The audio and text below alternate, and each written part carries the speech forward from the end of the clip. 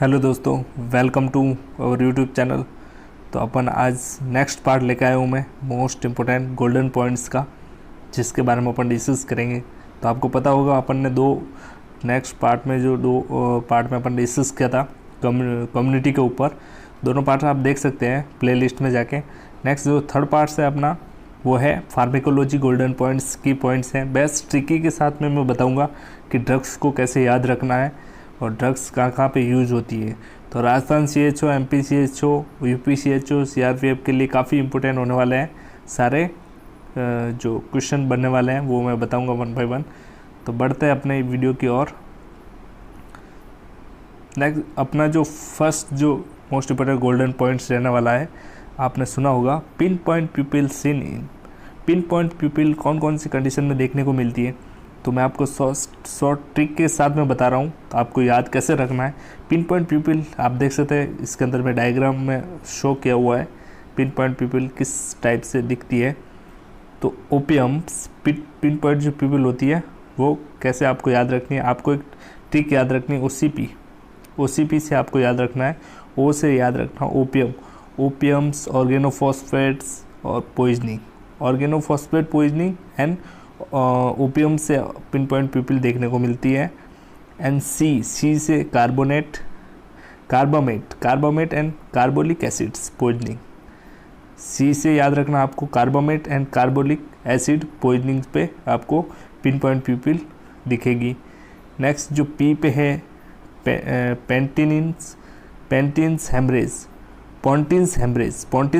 पे आप देख सकते हैं पोंटिन हेमरेज पी पे याद रखते हैं। तो OCP पे ट्रिक है बेस्ट आपको याद रखना है पिन पॉइंट प्यूपिल्स। नेक्स्ट इसमें देख सकते हैं क्लिनिकल यूज़ ऑफ एट्रोपिन। अब आपको क्लिनिकल यूज़ ऑफ एट्रोपिन ऐसे आप याद रखना है, तो मैं ट्रिक के साथ में बता रहा हूँ आपको याद रखना है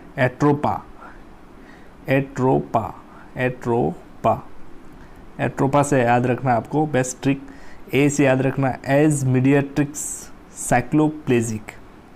यूज़ कहाँ पे है एट्रोपिन के, तो एज ए मीडियाट्रिक्स यानी प्यूपिल्स को डायलेट करने में। मीडियाट्रिक्स का क्या काम होता है, प्यूपिल्स को डायलेट करने का। एंड साइक्लोप्लेजिक में काम रहता है। तो बहुत सारों को कन्फ्यूजन रहता है कि एट्रोपिन क्या करती है, मीडियाट्रिक्स करती है या म्यूटिक्स करती है। तो आपको याद रखना मीडियाट्रिक्स के लिए यूज़ किया जाता है साइक्लोप्लेजिक्स। टी से याद रखना आपको ट्रैवलर डायरिया इसका यूज़ किया जाता है, traveller diarrhoea. And next R से याद रखना रैपिड ऑनसेट मशरूम पॉइजनिंग में भी इसका यूज़ किया जाता है, आपको इससे भी याद रखना है। ओ से याद रखना ऑर्गेनोफॉस्फेट पॉइजनिंग होती है, उसमें भी एट्रोपिन सल्फेट का यूज़ किया जाता है। एंड प्री एनेस्थेटिक्स मेडिकेशन में भी इसका यूज़ किया जाता है। आपको पता होगा एट्रोपिन क्या करता है, सिक्रेशंस को कम करता है, तो उससे पेशेंट्स के अंदर एस्पायरेशंस के चांसेस कम हो जाते हैं, इसलिए प्री एनेस्थेटिक्स में इसका यूज़ किया जाता है। नेक्स्ट एरिथमिया, और अगर पेशेंट्स को ब्रेडिकार्डिया होता है तब भी इसका यूज़ किया जाता है एट्रोपिन का, ब्रेडिकार्डिया में यूज़ किया जाता है। ये पल्स रेट को इंक्रीज़ करता है एट्रोपिन सल्फेट। ECT में भी इसका यूज़ किया जाता है 0.5 ml। तो ये आपको याद रखना है, बेस्ट ट्रिक के साथ में बता रहा हूँ। तो वीडियो अच्छा लग रहा है तो लाइक शेयर एंड कमेंट जरूर करना है, क्योंकि एक लाइक शेयर कमेंट से आपके पैसे नहीं कटने वाले हैं, तो आपको इससे मोटिवेट मिलेगा हमें, इसलिए आपको like share and comment and subscribe जरूर करें वीडियो को। तो क्लिनिकल यूज़ ऑफ एड्रीनलिन। अब एड्रीनलिन के कहाँ यूज़ होते हैं, अपन ने पिछले देखा तो एट्रोपिन के, अब नेक्स्ट आप एड्रीनलिन देख सकते हैं। उस जो इमरजेंसी ड्रग्स होती है एड्रीनलिन से आपको याद रखना है ABCD अल्फ़ाबेट से आपको याद रखना है। A फॉर एनाफाइलेटिक शॉक्स के अंदर आप एड्रेनालिन का यूज़ करते हैं, ड्रग ऑफ चॉइस होती है, आपको पता होगा। Next B for bronchial asthma में एड्रेनालिन का यूज़ किया जाता है। एंड C से याद रखना कार्डियक रिससिटेशंस, एंड पेशेंट जब कार्डियक रिससिटेशंस पे होता है तब भी एड्रेनालिन का यूज़ किया जाता है, ये हार्ट को स्टिमुलेट का काम करता है। एंड D से आपको याद रखना है durations prolongations of local anaesthetic. Local anaesthetic के इफ़ेक्ट को बढ़ाने के लिए भी इसका यूज़ किया जाता है। नेक्स्ट है E से epistaxis control. By local actions. इसके एक्शन से एपिस्टैक्सिस को भी कंट्रोल किया जाता है लोकल एक्शंस के थ्रू।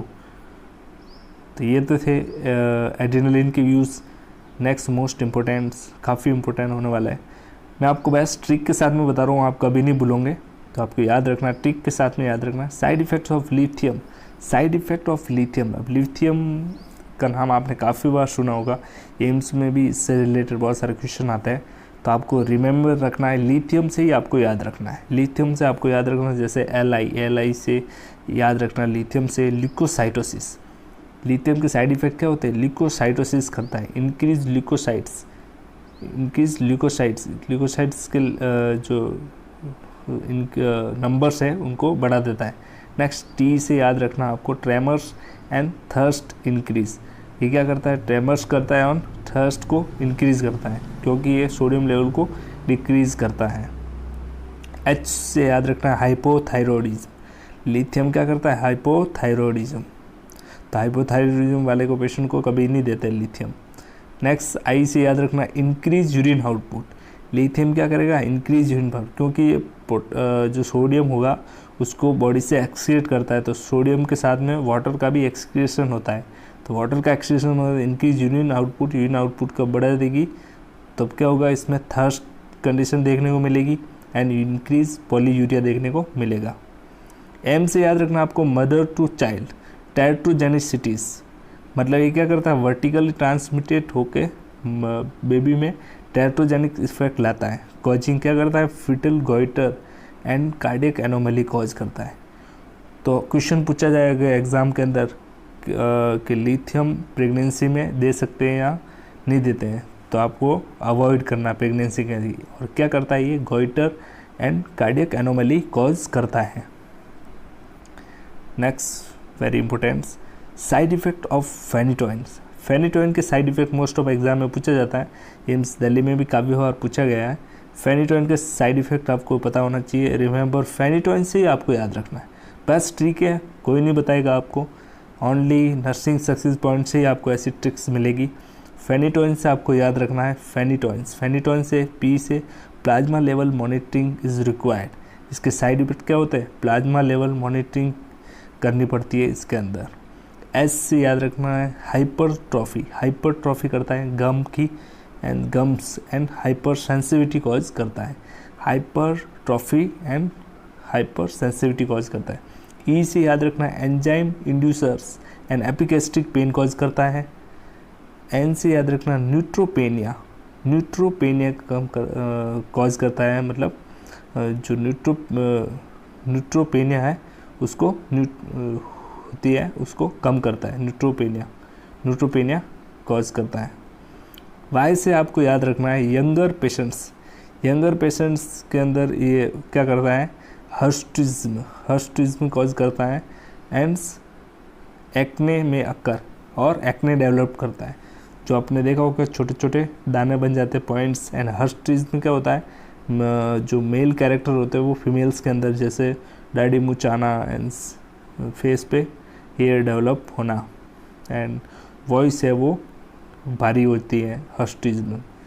तो ऐसी कंडीशन कॉज करता है फेनिटोइन से, ये साइड इफ़ेक्ट होते हैं। नेक्स्ट जो मेन इसका फेनिटोइन्स के अंदर ही टी के ऊपर आप देख सकते हैं टेरेटोजेनिक इफेक्ट, तो ये भी प्रेगनेंसी के अंदर अवॉइड की जाती है। फेनिटोइन्स को अवॉइड किया जाता है, लिथियम और फेनिटोइन्स को, ये भी टेरेटोजेनिक इफेक्ट लाती है। ओ से ऑस्टियोमैलेशिया कॉज करता है, बोन सॉफ्टनिंग को बढ़ा देता है। एंड आई से याद रखना, आईवी इंजेक्शन कॉजेज हाइपोटेंशन। ये क्या करेगा? अपन फेनिटोइन आईवी इंजेक्शन लगाते तो क्या करेगा? Hypotension and cardiac arrhythmia cause करता है। एन से याद रखना आपको, न्यूरोलॉजिकल मैनिफेस्टेशन देखने को मिलेंगे, न्यूरोलॉजिकल साइन एंड सिम्टम देखने को मिलेंगे। एटेक्सिया, कोई भी मूवमेंट नहीं होगा, एंड वर्टिगो एंड निस्टेग्मस देखने को मिलेगा। Next, side effect of opioids. अब ओपियोइड्स के साइड इफेक्ट भी बहुत बार एग्जाम में पूछा जाता है। रिमेंबर रखना आपको, बैड अमेरिकन से आपको याद रखना है, जैसे बी से याद रखना ब्रेडिकार्डिया एंड हाइपोटेंशन। तो ओपियोइड्स के एग्ज़ाम में पूछे जाते हैं, चाहे CHO का एग्ज़ाम हो, CRPF हो या एम्स के एग्ज़ाम हो, सब में पूछा जाता है। एम्स के एग्ज़ाम में साइड इफ़ेक्ट्स ऑफ ओपियोइड्स जो ड्रग्स होती है उसके साइड इफ़ेक्ट्स। बी से याद रखना ब्रेडिकार्डिया और हाइपोटेंशन कौन कॉज करता है। ए से याद रखना एनोरेक्सिया। डी से याद रखना डिप्रेशन ऑफ रेस्पिरेशन। ये क्वेश्चन पूछा जाता है, इसलिए पेशेंट का अपन SpO2 चेक करते हैं एंड RR चेक करते हैं RR। एंड वैसोमोटर सेंटर क्या करता है, डी से depression of respiratory and vasomotor centre. A से याद रखना एपनिया ऑफ न्यूबॉर्न, न्यूबॉर्न्स के अंदर एपनिया कॉज करता है। नेक्स्ट इसमें ही आप देख सकते हैं एम से mental clouding and meiosis, प्यूपिल constrict करता है, म्यूसिस कॉज करता है मेंटल क्लाउडिंग। ई से euphoria, excessive sense of wellbeing, euphoria cause करता है। आर से रेस्पिरेटरी डिप्रेशंस, मैंने बताया वो। आई से increase smooth muscles activity, smooth muscles activity को बढ़ा देता है। सी से कॉन्स्टिपेशन कॉज करता है। ए से एम्बलियोरेट्स एंड कफ रिफ्लेक्स कॉज करता है। एन से नोजिया एंड वॉमिट्स कॉज करता है। एस से सिडेशंस, इसीलिए रेस्पिरेटरी डिप्रेशन देखने को मिलता है। तो ये तो थे ओपियोइड्स पे। नेक्स्ट जो इम्पोर्टेंट होने वाला है यूज़ ऑफ बेंजोडाइजेपिन। बेंजोडाइजेपिन जो ड्रग्स होती हैं उसको रिमेंबर रखना है यूजेस, बेंजोडाइजेपिन के यूजेस याद रखना है आपको। एसी डाइजेपाम से आपको याद रखना है। बेंजोडाइजेपिन जो होती है वो डाइजेपिन कैटेगरी की होती है, तो एसी डाइजेपाम से आपको याद रखना है यूजेस बेंजोडाइजेपिन के। ए से आपको याद रखना है alcohol withdrawal syndrome, alcohol withdrawal syndrome के अंदर ये देते हैं। सी से याद रखना कॉन्शियस सेडेशंस के अंदर दी जाती हैं। डी से diagnosis and minor operative procedure में भी इसका यूज़ किया जाता है। आई से इंसोम्निया के अंदर यूज़ किया जाता है। नेक्स्ट ए से आप याद रख सकते हैं adjuvants to antiemetics, adjuvants of antiemetics के तौर पे यूज़ किया जाता है। जेड से jig and jacks movements of tardive dyskinesia, tardive dyskinesia के अंदर भी इसका यूज़ किया जाता है। एंड एपिलेप्सिस के अंदर यूज़ किया जाता है। पी से प्री एनेस्थेटिक्स मेडिकेशंस के तौर पे यूज़ किया जाता है। एंटी एंजाइटी के बेस पे यूज़ किया जाता है। एंड मसल्स रिलैक्सन के यूज़ पे भी यूज़ किया जाता है। नेक्स्ट मोस्ट इम्पोर्टेंट एक और वेरी इम्पोर्टेंट है, ये भी होने वाला है जो एग्ज़ाम में पूछा गया है, हर एग्ज़ाम में पूछा जाता है, इससे रिलेटेड क्वेश्चन आता है। Drugs increase potassiums level, remember अगर पोटेशियम लेवल बढ़ा हुआ होता है तो कौन सी ड्रग्स देते हैं। यानी पोटेशियम के आप बता सकते हो कि एंटीडोट्स, पोटेशियम के एंटीडोट्स बताने, तो आपको बेस्ट ट्रिक है के बैंक से याद रखना है। अगर पोटेशियम इंक्रीज होता है तो पेशेंट को कौन सी ड्रग्स दे सकते हैं। जब पोटेशियम इंक्रीज होता है तब आप क्या दोगे, के बैंक से याद रखना। के से potassium sparing diuretics, potassium sparing diuretics देंगे अपन। एग्जाम्पल स्पायरोलैक्टोन, स्पायरोलैक्टोन्स क्या करती हैं, पोटेशियम्स के बॉडी के अंदर लेवल कम कर देती हैं। Sorry, drugs increase potassium, sorry ऐसी ड्रग्स जो पोटेशियम के लेवल को इंक्रीज करेगी। अगर ऐसी ड्रग्स हैं जो पोटेशियम लेवल को इंक्रीज करेगी तो potassium sparing diuretics means potassium को स्पेयर करने वाली, यानी पोटेशियम को बढ़ाने वाली। तो बॉडी के अंदर पोटेशियम स्पेयरिंग जो होगी वो स्पायरोलैक्टोन। और लैसिक्स पूछा जाए, अगर लैसिक जो होती है वो पोटेशियम स्पेयरिंग नहीं होती है, लूप डायूरेटिक्स होती है जो क्या करती है, पोटेशियम के लेवल को कम करती है। इसलिए अपन लैसिक्स के साथ में पोटेशियम डाइट देते हैं।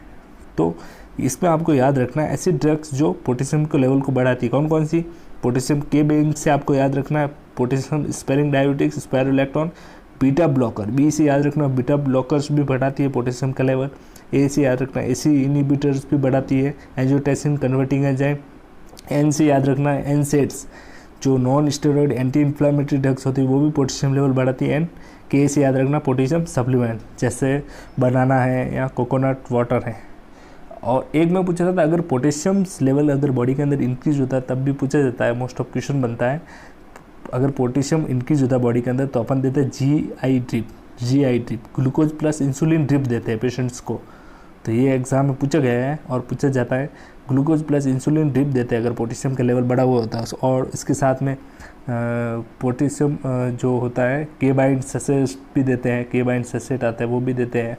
एंड कैक्सिलेट एनिमा देते हैं और भी बहुत सारे सोडा बाइकार्ब्स देते हैं। तो आपको याद रखना है।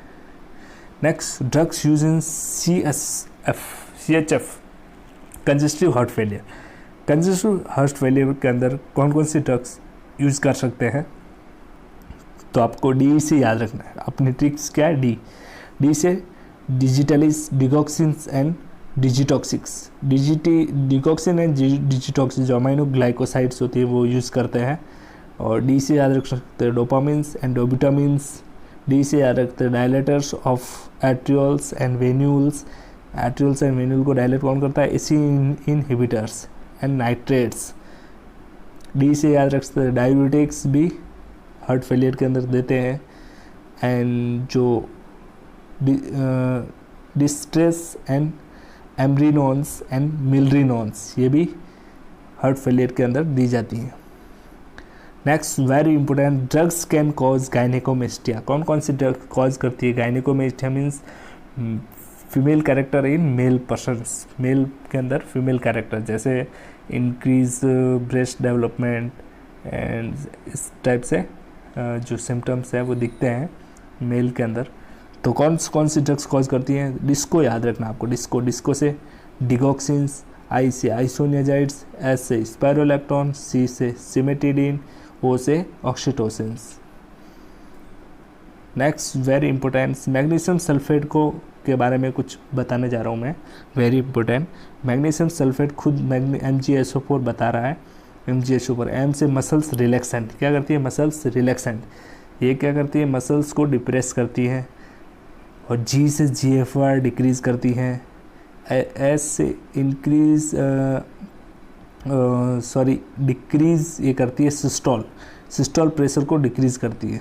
इंक्रीज नहीं होगा, डिक्रीज़ करेगी सिस्टोल डिक्रीज़ करती है।